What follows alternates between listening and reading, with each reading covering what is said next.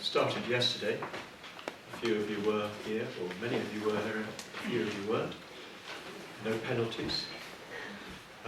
We were looking at the Buddha's very important statement, which is actually only found once in the basic canon. This mind is luminous, but it is defiled by adventitious defilements. Most people who are not instructed, who haven't been to the LBC, the Buddha didn't actually put it like that, don't know this as it really is, and therefore for them there is no true mental development. Those who are instructed, those who have started to enter the path of the Dhamma, they do. Therefore for them there is mental development. So we're examining this very, very important statement, which is very simple, but at the same time open to considerable misinterpretation and confusion, and not easy to unpack. But I'm doing my best. So what I'm going to do today is not so much talk about the basic statement as to offer a model that formed in Buddhist tradition arguably out of that statement. This comes from a school of Mahayana Buddhism called Yogacara. Yoga means practice, in the sense of meditational practice, in the sense of practice to transform the mind. It doesn't just mean yoga in the sense of physical yoga, although it may include that. But meditation is yoga, according to Buddhist tradition. Chara means way. So Yogacara is the school that is concerned with the way of mental development, the way of unfolding the mind. A very important school, which probably developed in Kashmir, which was a major centre of early Buddhism, and especially of meditational Buddhism up in the mountains and so on. Very peaceful, very beautiful. And as well as being very concerned with the practice of meditation and the transformation of the mind through meditation, the Yogacharins were concerned to develop an understanding of the mind, if you like, a kind of psychology, a psychology of mental development. And this school is a major force in all the schools of Buddhism found in Tibet, China, Japan, Korea, etc. Alongside another school called Madhyamaka, which is much more highly philosophical and, it's beyond philosophy really. And these two schools, side by side, are the major the basis of thinking in much of Buddhist tradition and practice. So I'm going to give you an account of Yogacara analysis of mind, which is going to be highly simplified and highly interpretive. You won't get PhDs for this, I'm sorry. It's such a complex and rich tradition, which changed over several hundred years, that it would be very difficult to give you a single account of it anyway. What I'm going to give you is an account that is based on our teacher's account, Sangharakshita's account, which is also based on my own reflection and study. So, if you like, it's Subhuti's version of Yogacara. So please don't quote it at people and hope that they'll agree with you necessarily. But I hope it gives a way of talking about it in under an hour. So, what the Yogacara, in common with all Buddhist schools of psychology, you could say, argues is that the mind is not a thing. That's pretty simple to grasp. In fact, Buddhism the Buddha generally says there are no such things as things, but especially there's no such thing as a mind in a fixed, static sense. What we call the mind is a endless succession of mental events, of awarenesses arising moment by moment. So each moment the mind is renewed. Effectively, there's a new mind, moment by moment. And that mind is, of course, complex. We don't need much telling about that. The mind is complex with many different layers and levels. So the mind arises afresh, moment by moment, and when we start to examine it, we notice that it's layered. We could cut the cake in various different ways, but the Yogacara cuts the cake into 3 layers which are present for us now, and which I'm going to try to direct our attention to, at least in words. But while I'm speaking about them, inevitably you will be looking a little bit at what's going on right now, because we're talking about this moment. It's the mind that is engaged right now, my mind with your minds, and this mind now, which is a different one for the moment, the one that I spoke about a moment ago. All the time, this mind arising, and it's happening now. So everything we're talking about in discussing the nature of the mind is about what's happening now. It's not some theoretical construct distant from us.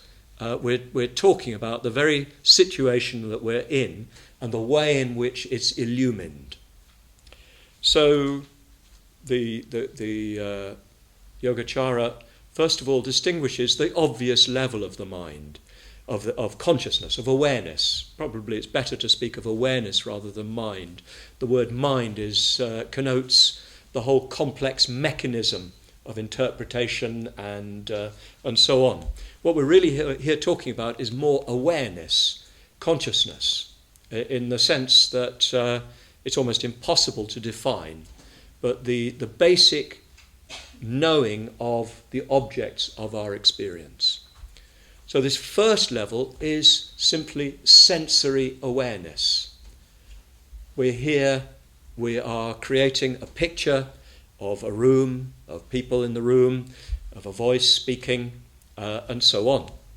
Our senses are interpreting that world, they're discerning that world, and creating of the data that they deliver to us a picture of it. So our 5 physical senses are engaged. Sense of sight is taking in the visual data. Our sense of hearing is taking in the auditory data. Bit of smell maybe. Change your socks, I hope. Maybe a little bit of taste in your mouth. Maybe some sensation on your skin from the seat underneath you. Kinesthetic sense, a sense of the placing of your body, and so on. The mind is at work in that way, forming an awareness of the world as a formed sensory field. Also, the involved is an interpretive function. For instance, each of the senses is involved in our immediate awareness right now, but all those senses are coordinated, if you see what I mean. You're hearing something, and you're connecting it with a visual image in front of you, the image of me, Subhuti. You're connecting the auditory image with the visual image, and so on. So this function of coordination is, in Buddhist tradition, assigned to what is called the mind sense, the mind considered as a sense. In fact, it's what often in Greek philosophy was known as the common sense. When we speak of common sense, we're really using a sort of debased understanding of that sense which organizes the other senses. So the mano vijnana, the mind consciousness, in this at this level, is the function, the awareness that organizes the other awarenesses into a complex world representation, if you see what I mean. The mind sense has other functions too. According to Buddhist tradition, the mind sense can deliver us immediate information. For instance, if I was able to read your minds, so to speak, heaven forbid, if I could see what was going on in your minds, a telepathic communication, that would be the mind sense in operation. Traditionally, it's said that's quite possible. If one sensed things going on somewhere else, it would be the mind sense that was at work. So it's considered as just another sense. But for the time being, for what's going on for us right now in this room, we're gathering data and organising it into a picture of the world. We're creating a world. We are gathering that data. The sense organs are delivering, via the nervous system, information which is then delivered up in an awareness of a complex, rich world around us. So that's the first level. If you like, it's the common sense level of consciousness. The level of simply, common sense in the modern sense of common sense. It's the level of simply the taking in of information and the formation of a formulated world. That is the sense consciousness. So let me just write that down, because one must write things down.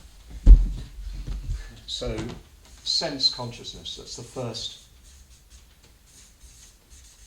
level. And remember, there are 6 senses.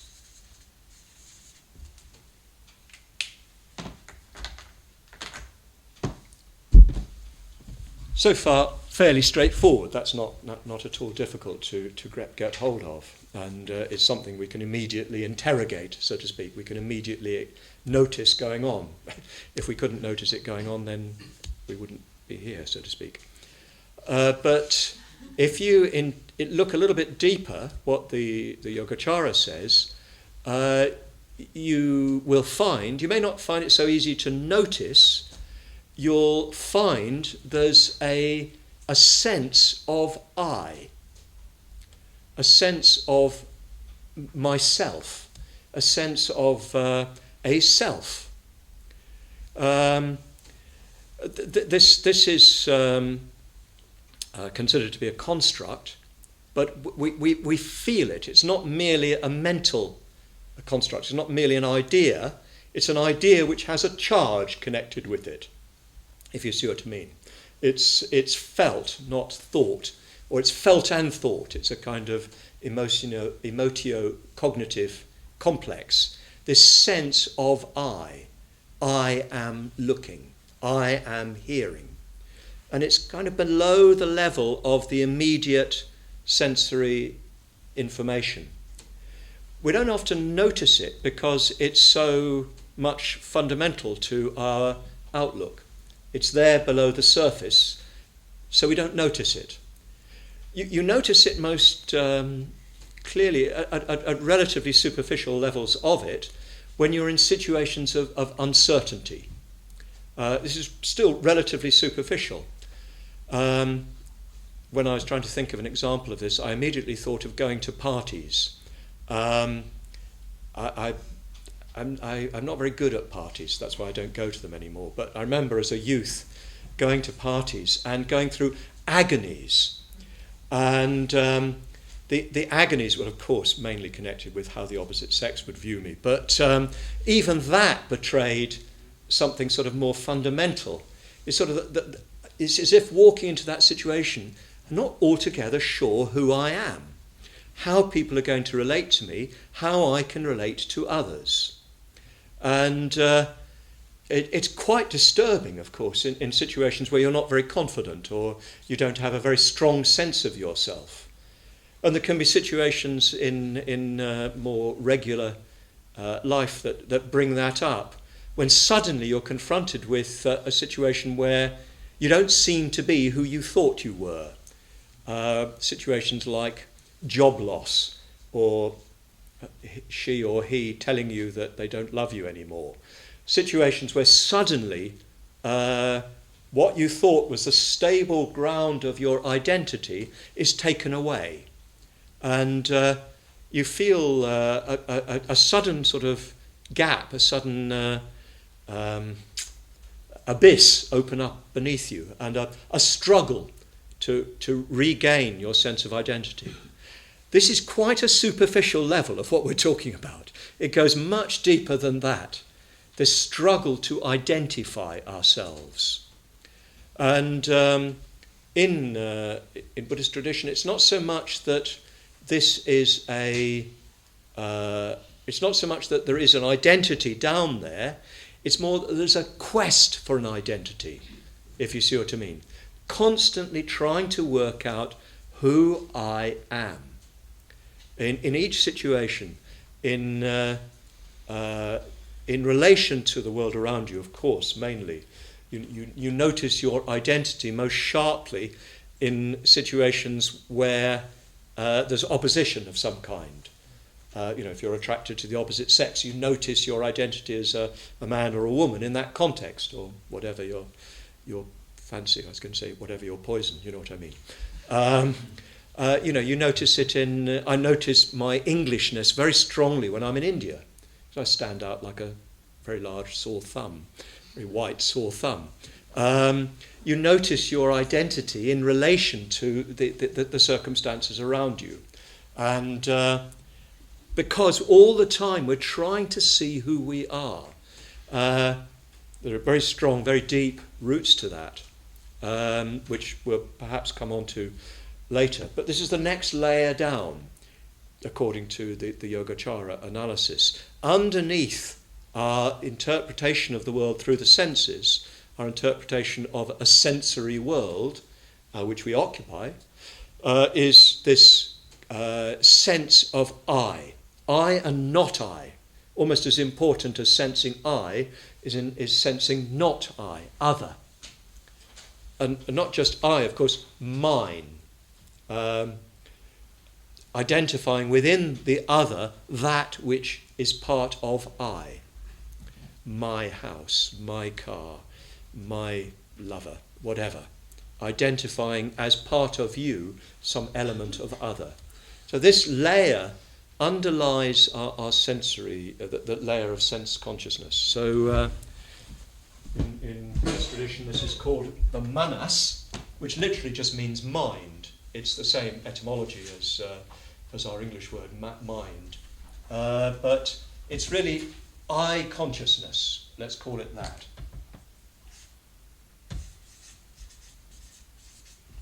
Although it's, as I say, it's not so much a consciousness of I, it's a consciousness that seeks I, seeks bases of identity. Sometimes we speak rather glibly of the ego, but there's no such thing. What there is a quest for something to identify with. A quest for identity with a body, identity with a gender, a race, a nation, a particular class, all sorts of superficials of that kind, identity with particular qualities, and so on. Identity with a particular set of possessions, a particular articulation of yourself in the world, a sort of a projection of yourself into objects within the world around you. It's that quest. In Buddhist tradition, this is called ahankara. Ahang is simply the Pali word for I. Kara is from the same root as karma. Kar, and even in modern North Indian languages, karna is the verb to do. So it means I maker. It's the I maker. That's what this is. This I consciousness is seeking something to make I out of. And of course that quest is doomed, as we know, because whatever you identify as I is simply going to be impermanent and insubstantial and slip through your fingers. But that doesn't stop us from trying really hard, really, really, really hard, beneath the level of what we even know. We don't know we're doing it. It's so automatic. It's sahati, which means bred in, you might say. It's sahaja. It's born with us.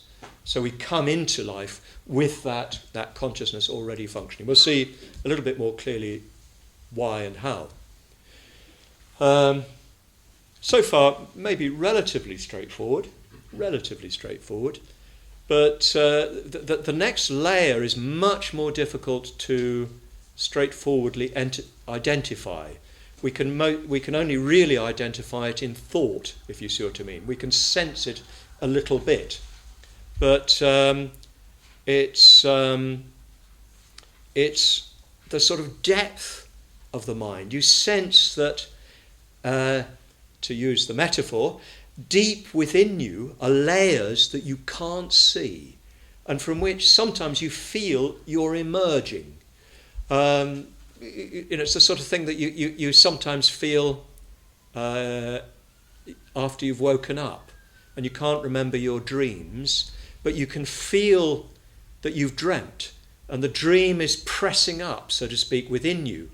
And you know it's sort of influencing you, and may even leave a taste in your mouth, a trace in your mood, or whatever. That, again, a relatively superficial level of it, but you sense depths below the surface.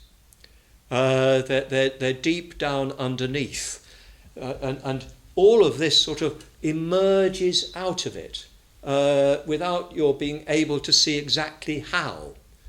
I suppose that it corresponds roughly to what we might term subconscious or unconscious, although it's a completely different universe of discourse. It's not really, it's difficult to align modern Western psychology and this sort of Yogacara depth psychology.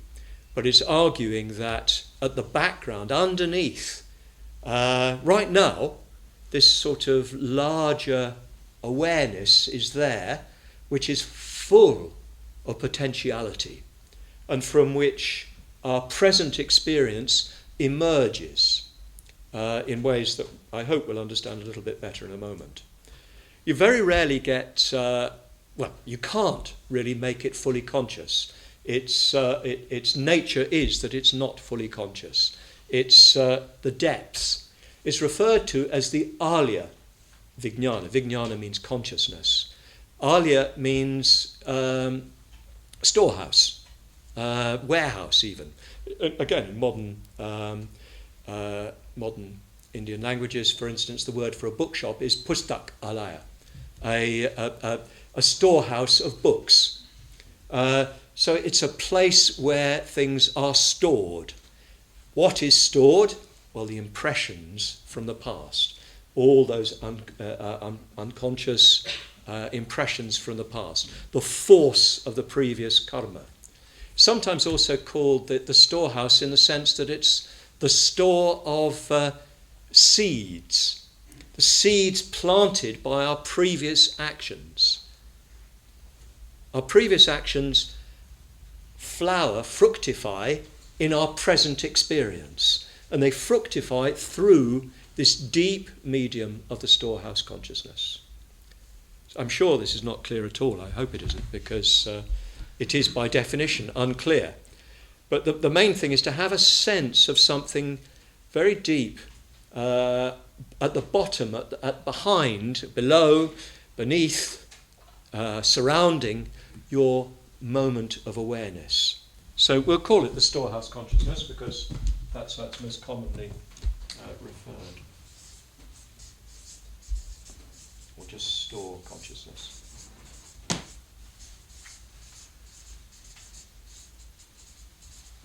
Or alya. And this is the Manus.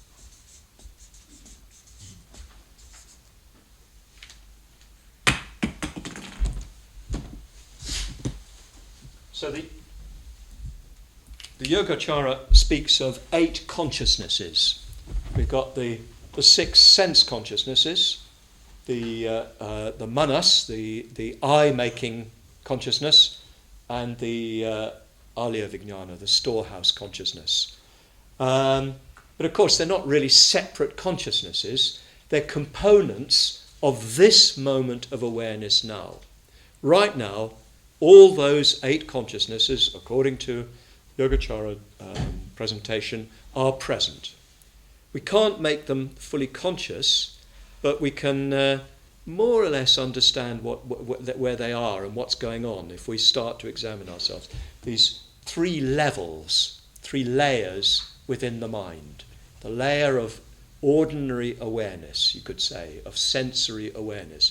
Although I should say sensory awareness doesn't simply mean awareness of the material world. Sense awareness can also include visionary experience, where you have in visions an experience of a world, but it's not a material world. But anyway, it's sensory awareness. Beneath the layer of sensory awareness is self-awareness, or at least the quest for self-awareness. And beneath the level of the quest for self-awareness is this vast sea of mind, this vast sea of awareness, out of which our present experience flowers. Okay? So far, okay? It's fairly straightforward. Now let's see how this all works, because these in the Yogacara school are known as evolutions of mind. So this is the primary evolution, this is the second evolution, and this is the third evolution. Evolution simply in the sense of unfoldment, not of some positive, higher evolution, but simply that one thing leads to another. The storehouse consciousness leads to the I consciousness. The I consciousness leads to the full sensory awareness. So I'm going to now flesh this out in terms of a sort of evolutionary model, transformational model. Transformational in the neutral sense, not in the sense of a positive transformation necessarily.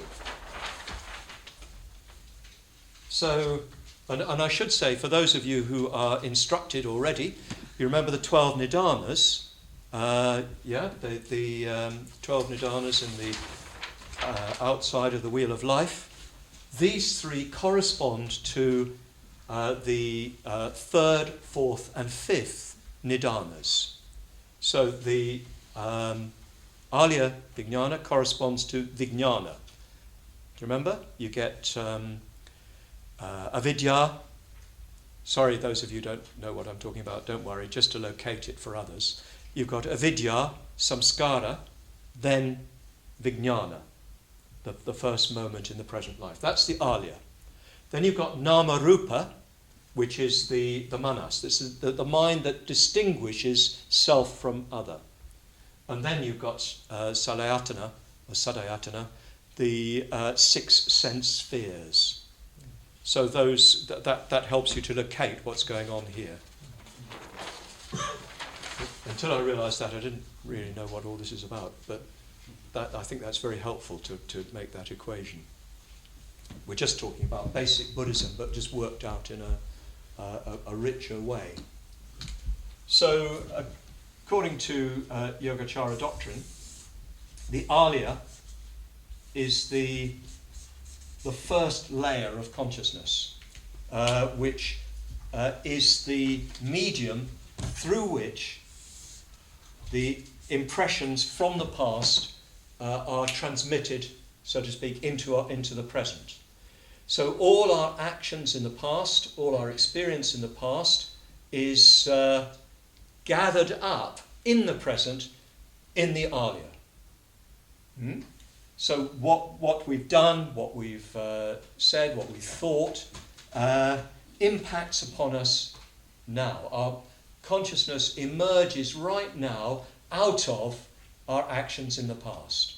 So the particular sort of orientation we have, even the particular way in which we open up to experience, is determined by the past. It's quite difficult to really get clear And it may be that we have to spend some time clarifying this later. The Alaya is, it's neutral. It's ethically neutral. It's not good, it's not bad, it's not indifferent. It's just there, just awareness. It's not ignorant, it's not wise. It's just awareness, it just illumines. The nearest I can think of to explain what Alaya is, and this is only a sort of superficial illustration of it, is that moment when you come round first thing in the morning. I don't know whether this happens to anybody else, but you sometimes wake up and you haven't yet arrived. Different people do this differently. Actually, generally, I wake up fully armed and ready to go. But sometimes there are moments when you just sort of wake up and you sort of choose not to know where you are or who you are or what's going on. You just choose to remain, or maybe you don't have any choice about it. I don't know. Some people require coffee to go further than this. But you're just there. There's just a sort of awareness. It's certainly you're there. It's not that you're asleep anymore, but you're not exactly awake either. The most powerful experience of this for me is recovering from fainting. I think I talked about this last time, but since then I've had another experience of this. I ate something that didn't quite agree with me in India last time, which is not an infrequent occurrence. And it was the beginning of a retreat, so I felt obliged to go and give the introductory talk. And halfway through the talk, I won't try and illustrate this at this moment. Halfway through this talk, I had to say, well, I'm feeling rather faint. I'm going to continue sitting down. Then I sat down and I said, well, actually, I think I'm going to go to my room. The next thing that happened was I disappeared from this realm of existence into some completely different kind of dream world. And then I dropped back into this world, and I was lying on the floor, and I was surrounded by all my friends, who were totally panicked, of course, because they thought I'd just died. I had no idea where I was, and I really couldn't care less. I was completely happy, and of course, the more sort of contented and blissful I looked, the more worried they got. This happened to me a few times. I'll try not to do it now, but it's something to do with my stomach doesn't give up the battle very easily, so my body says to my mind, you go away and I'll deal with this. But when you come to, there's a sort of quite a lengthy period for me, often, of complete unconcern. I'm just aware. And it's actually very pleasant and neutral. I'm not really discerning anything. I'm not working out what's going on. I can certainly see things there, but I'm not distinguishing what they are. I'm quite incurious almost about them. Well, that's at least a little sort of superficial hint as to what the Alaya is like. It's sort of the point at which the Alaya is just beginning to emerge. It's almost as if I don't know who I am, and I really couldn't care less. So what we're talking about here is the moment before the Manus emerges. So you've got a little analogy, perhaps, for what the Alaya is. It's very deep, very broad awareness, which oddly, you can't make fully conscious, if you can speak of an awareness that is not fully conscious. There's mental activity, there is an illumination, but it's you're not yet able to clarify it. The Alaya has within it all the seeds of our experience. It enables us to distinguish the world around us. It has the structure, so to speak, of our discrimination, so that we as human beings discriminate the world as human beings, if you see what I mean. If we were mosquitoes, the world would look very different to us. And of course, it's determined by more immediate factors: where you're born, what family you're born into, and all of that. All of that determines the way in which the world begins to emerge for you, and it comes out of the alaya. So the alaya is what you bring to the existential situation, and what allows you to form out of your sense information this representation of the world. Huh? I hope I'm making some sense. So the alaya is the storehouse for all our previous karma, all our previous actions, all our previous experience, which begins to flower in the full-blown evolution of consciousness. But within it, there is also the habitual clinging to I, the habitual quest for I. So you could say that as well as the influence, it's called the vasana, the perfuming of our past karma, there's the influence, the effect of our past clinging to self. Because we've been clinging to identity, because we've been seeking a self-identity in the past, that's, yesterday, last year, even last life, even last minute, last second, we do it again. It sort of emerges out of the alaya as the manas, the I sense, the I consciousness. What the manas does, this is a little complex, is it turns back on the contents of the alaya and discriminates something within it as I. I don't know what I'm doing to you all. So the alaya, as I've said, is obscure. It's not clear. It's innocent. It's not morally distributed, and it's neither wise nor unwise. It's just there, just the assembled sort of roots or foundations of our conscious experience, and that experience is distributed. There is what is referred to as an inward perceiving aspect and an outward perceived aspect. There's what seems to be in here and what seems to be out there. A perceiving aspect and a perceived aspect, even at the level of the alaya. The alaya itself, on the basis of previous habitual patterns, is bifurcated. There's what's in here, what's out there. What the manas does is it looks back at what's in here and says, that's me. That's me. With a great sense of glee and relief. That is me. I am that. And it doesn't just identify it. It's not just a sort of impersonal, neutral, that's me. It's a clinging.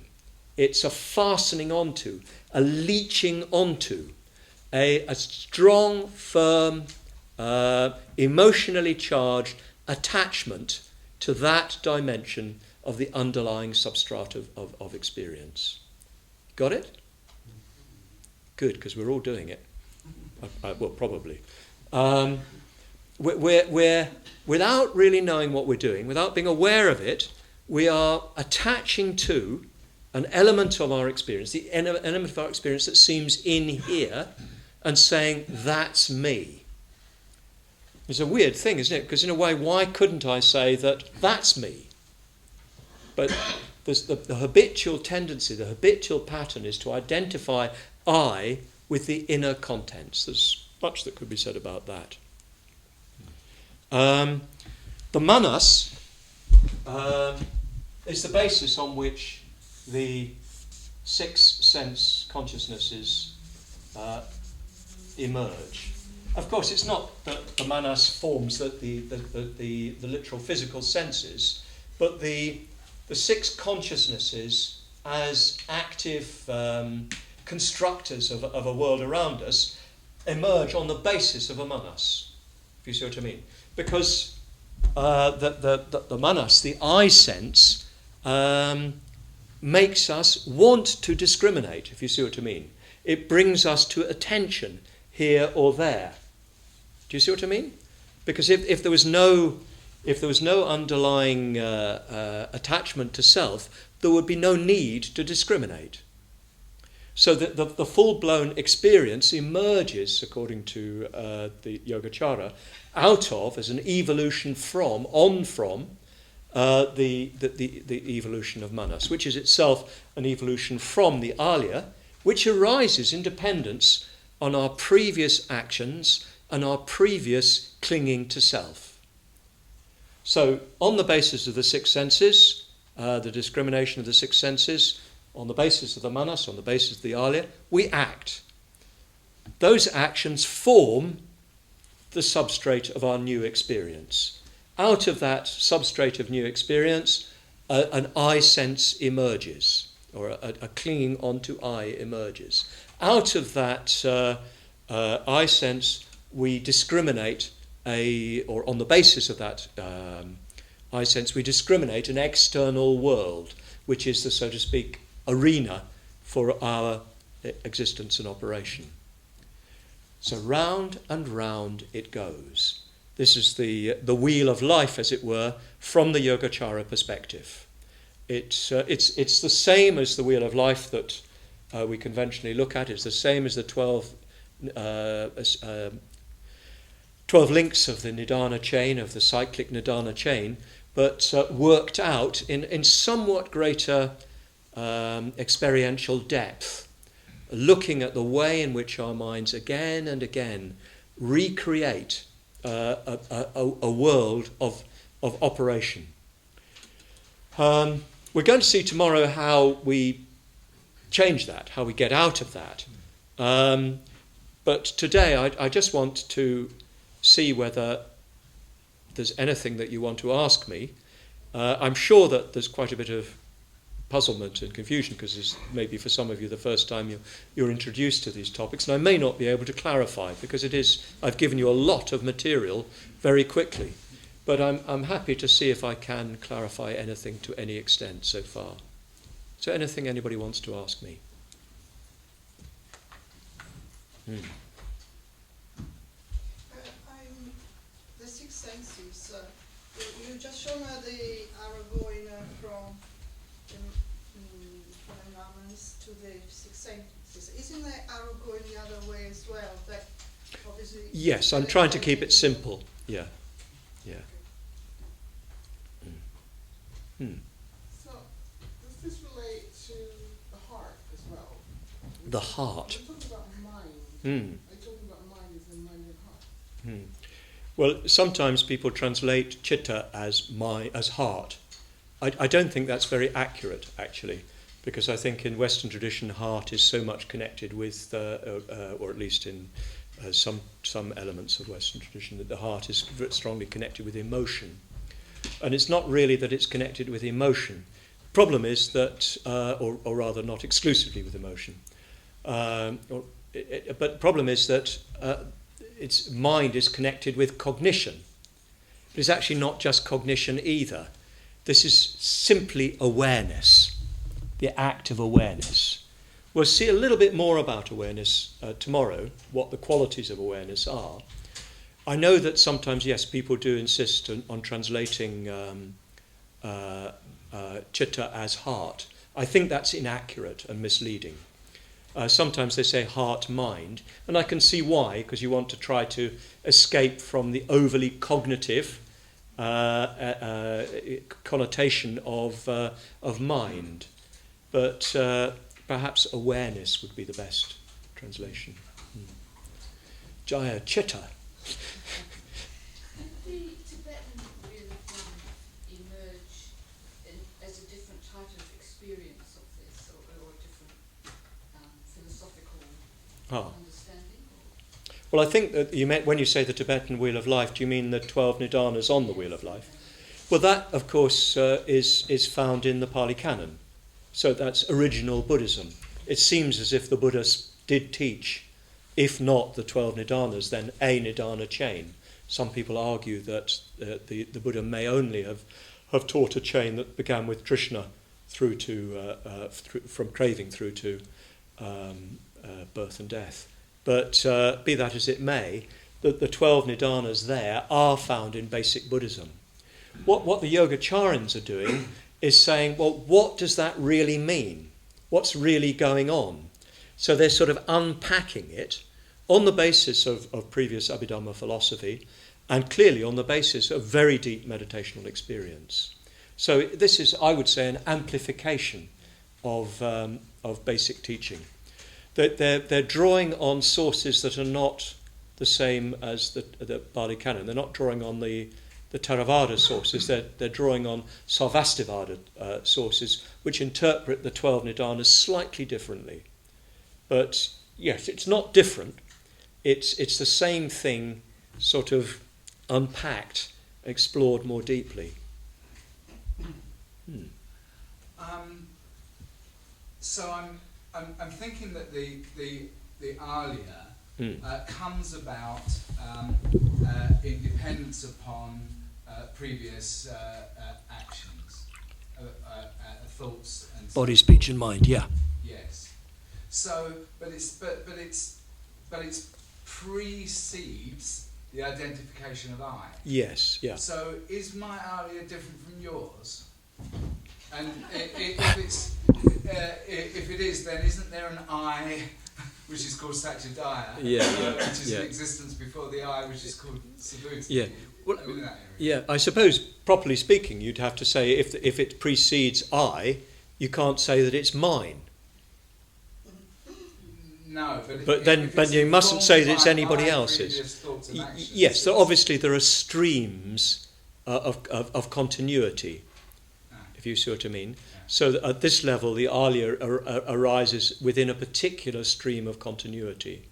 Whether you can then say there's a larger Alaya or not is a philosophical question I'm not here particularly interested in, if you see what I mean. But here, yes, you could say there's a continuous stream of karmic continuity, and the Alaya is the medium for that continuity.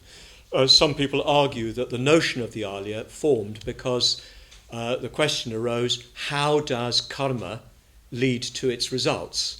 What is the medium, as it were, of exchange? Which is a large question philosophically.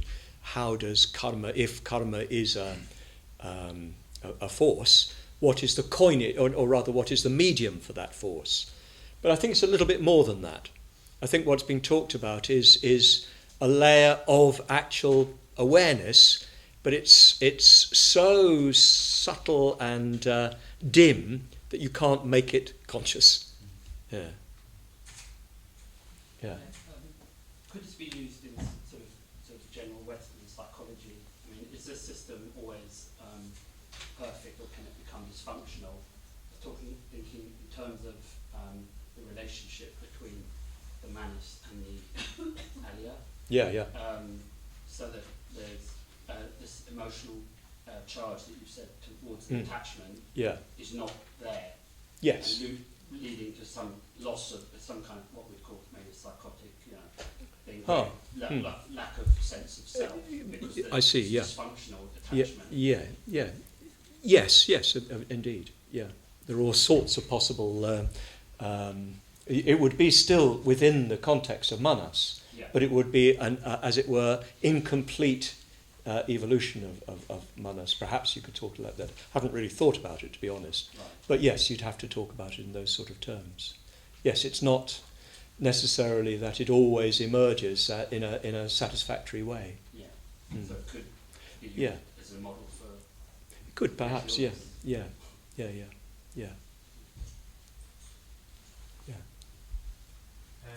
The resonance when you were talking about Alaya for me was after a general anaesthetic. Ah, yes, I'm sure. Yeah. And coming to. Yeah. And not really having any sense of self. Yes. Yeah. But I didn't have any memories. Yes, that's right. Yeah. Any Yeah. I wasn't presented with, Yeah. and that was a confusion for me because Yeah. there's a karmic force. I guess I kind of Yeah. assumed it was a sort of memory-based thing. Yeah, That's yeah. not what you're saying. No. Yes, I know what you mean. I won't go to the details. I remember having a colonoscopy, and I was given an anaesthetic which it didn't make me unconscious, but it stopped me having any continuity. And a very similar sort of experience. So yes, the alia contains the force, so to speak, coming from the past, but it at that level never evolves into a sense of I. But you're always the impulses from the past or the resultants from the past are playing upon you. Yeah? Dayachitta. Have you given any thought in relation to the alia and reincarnation? Well, clearly that is the way in which, not reincarnation, of course, because strictly speaking, Buddhism doesn't, but again becoming, punabhava. That would be the medium through which that takes place. And so perhaps the fact that people can't be very clear about how it happens is also because the alia is so indefinable. So you can't, Yes. can't really be Yeah. that sure about Yes. that. So Yeah. you probably need to be agnostic then, do you think? In a certain sense, yes, you could say, well, agnostic at least in the sense of not knowing. Strictly speaking, agnostic apparently means that you believe that you can't know. But maybe you are arguing that. Because you can't see, if you see what I mean. Because it's by definition indefinable or indefinite, non-determinate in the language of the texts. Yeah.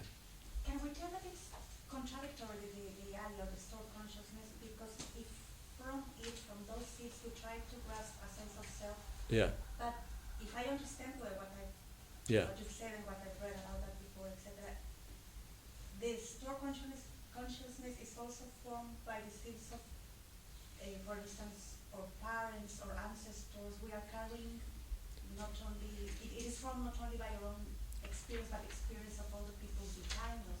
So it's a kind of a contradiction that we try to grasp ourselves from what is formed by the non-self, or am I getting something? I'm not sure that you'd say that the alia is formed by other people's experience, if you see what I mean, or the experience from elsewhere. Of course, once you enter a human body, you become heir to all that a human body is heir to, so to speak. So in a sense, you're right that once the influence from the past determines the specific, according to tradition, the realm into which you will be born, and even the sort of place within which you will be born. This is getting all rather technical, but and once that happens, then all of those influences begin to play upon you. Does that? I'm not sure. I think Okay, you'll think you'll return to the fray. Yeah. Yeah, Jnanavacha. The bifurcation of the alia that you talk about, the inward perceiving and the outward perceiving. Yeah. Does the Yogacara say how that arises? Well, it arises because of previous conditioning, previous conditions, so to speak. So does it arise, as it were, within the alia because of ignorance? Yes, yes, yeah. And yeah. then is the same true of the notion of time?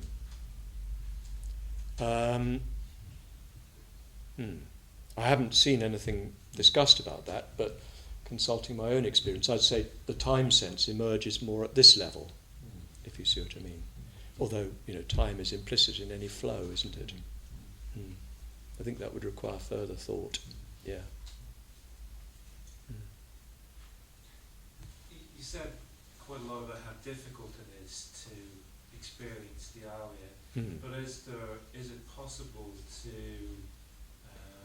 engage in practices or reflections that give one a more tangible sense of it. And is that if that was possible, would it be useful? Because it sounds like it could be quite an interesting place, whatever that is, to inhabit.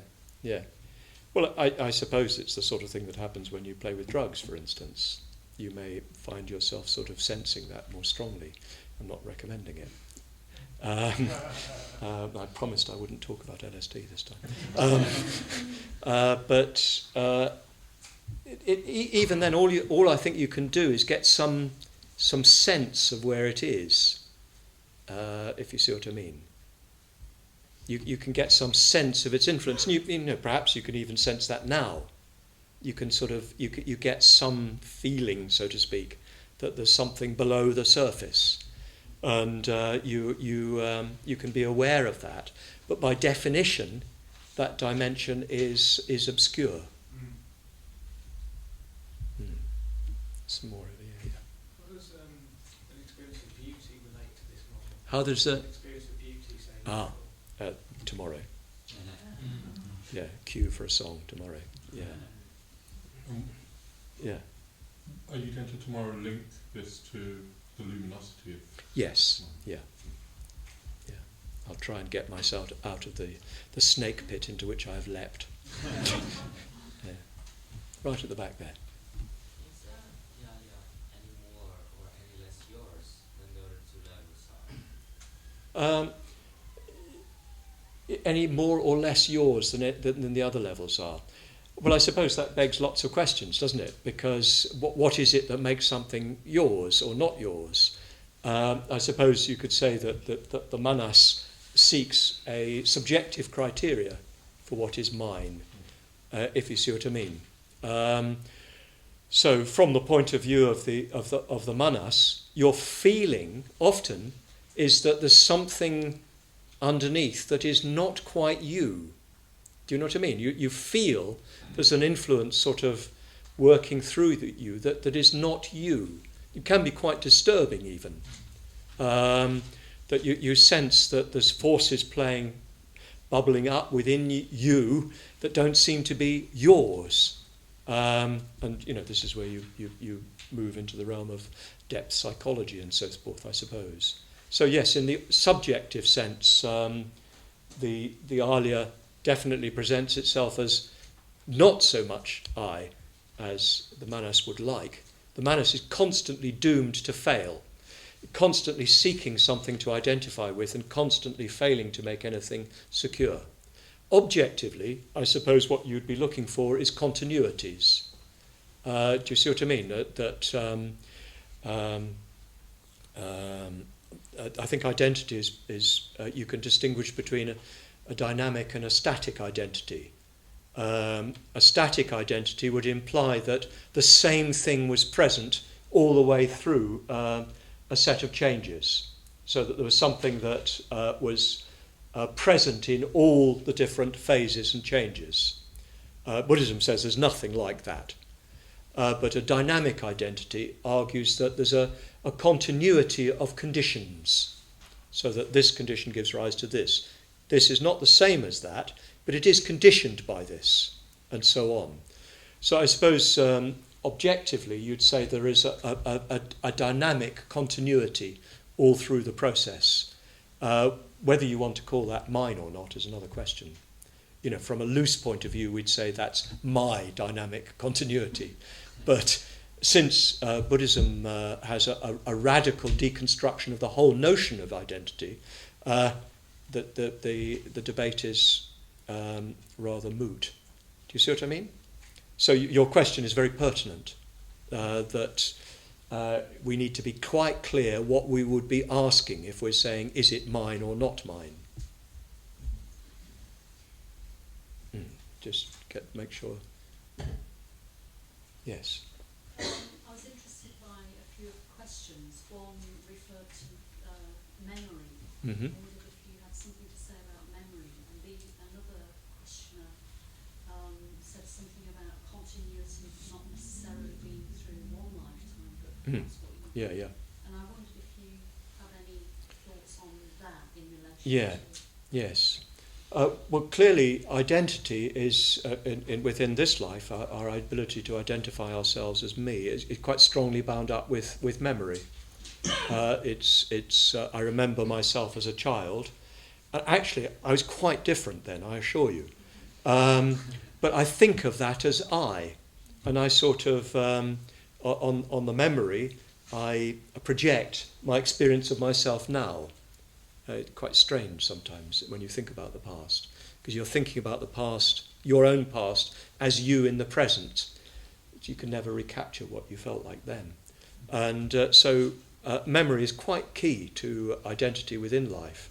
And you get some very strange effects, don't you, when memory is disrupted, and so on. Of course, then the question arises, well, what about identity from one life to another, accepting the idea of again becoming, which Buddhism generally does? Because for most of us, there's no continuity of memory.